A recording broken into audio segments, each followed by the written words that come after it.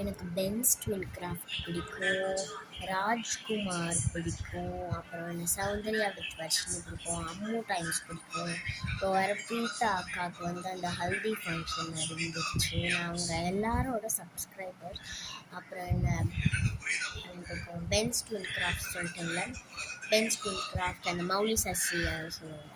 Benz twin craft, அப்புறம் ராஜ்குமார் சொல்லியாச்சு, Soundarya with part 1லேயே சொல்லியாச்சு. அப்புறம் அம்மு டைம்ஸ் சொல்லியாச்சு. அப்புறம் அந்த லட்டு அந்த இது சொல்லுவாங்கள்ல, என்ன மாதிரியே தான் ஒரு பாப்பா ஒரு அக்காவோட இதுவாக இருக்கும். அந்த பேர் தெரியல, ஆனால் மலையாளம் பேசுவாங்க, எனக்கு அது புரியாது. ஆனால் அதில் யாரும் தெரியாது, எங்கள் ஃபேமிலியில் யாருக்குமே மலையாளம் தெரியாது. தெலுங்கு தெரியும், ஹிந்தி தெரியும், தமிழ் தெரியும், இங்கிலீஷ் தெரியும், ஆனால் மலையாளம் தெரியவே தெரியாது. ஆனால் எனக்கு தான் மோஸ்ட்டாக தெலுங்கு ஹிந்தி எல்லாம் எனக்கு தெரியாது. அப்பாவுக்கு தெரியும், அம்மாவுக்கு ஹிந்தி தெரியும், தெலுங்குல இதை கொஞ்சம் தெரியும். அப்பாவுக்கு ஹிந்தி தெரியும், தெலுங்கு தெரியும்.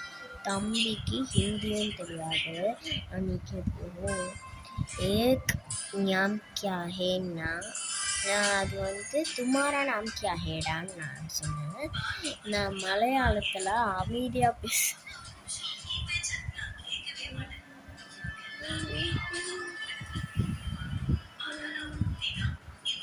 ஆனால் எனக்கு இந்த ஸ்கின்னு மறக்கவே முடியல. அப்புறம் யார் வீட்டுங்க, அப்புறம் என்னோட சேனலுக்கு என்னையும் பிடிச்சிக்கும்.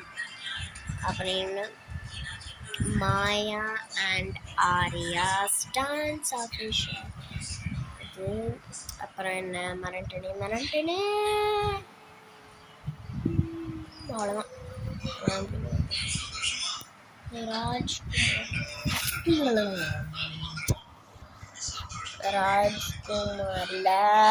ராஜ்குமார் இருப்பாங்க.